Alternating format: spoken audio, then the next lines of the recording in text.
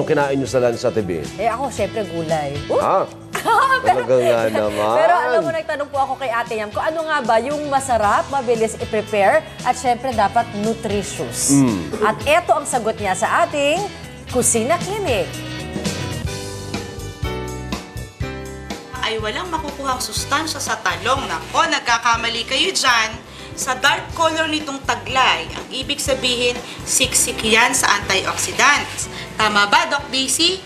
Si Doc Daisy nga po pala ay isang ulirang ina at volunteer doctor sa Salamat Doc. Tama ka, Ate Yam. Kaya nga paborito ko itong ihanda sa aking pamilya dahil ang talong ay siksik sa vitamins at minerals. Magaling din itong pang-prevent ng cancer at pangpababa ng cholesterol. Mataas din ito sa dietary fiber na tumutulong upang makaiwas tayo sa colon cancer. Madalas itong nilalaga, iniihaw o piniprito. 'Di ba? Meron ding torta.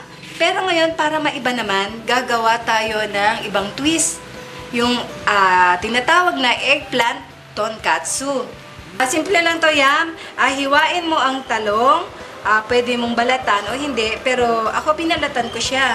Kasi para mas makapit ang itlog at harina. Yun, tapos igulong mo siya rito. Ilubong mo sa itlog. Ayan, golden brown na siya. Idiri natin. Pagkatapos, ilagay sa isang lalagyan at pwede na natin ihain. Tandaan, sa pagpili ng talong, dahan-dahan itong pisilin. Kapag biglang nawala yung bakas ng inyong mga daliri, siguradong sariwa ito. At dapat berde ang tangkay, ha?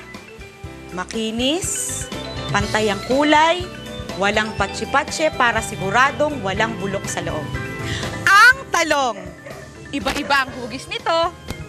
May bilog, may payat, may bansot, at meron ding mataba at mahaba. Pero anumang itsura ng talong, ang importante ay ang benepisyong maidudulot nito sa ating katawan. Kaya sa susunod na pamamalengke, huwag kalimutan ang talong.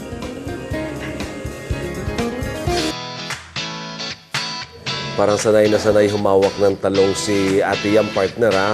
At yan ang talong, tonkatsu o breaded talong. Fairness, ha? Nagtira si Ate Yam, partner. At may parating, Pwede, may parating. Yun, ha? Ha? Diba? May finished product, tikman ha? natin to. Pwede itong pang altang hapon. Ano yun? Altang hapon. Ano nga, almusal, Almusal, tanghali at tanghalian. hapunan, partner. O, diba?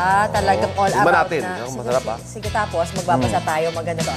Ako lang daw ang titikim, eh. Ako. Hindi ka dapat tumikim kasi may babasahin ka, eh. Sige na.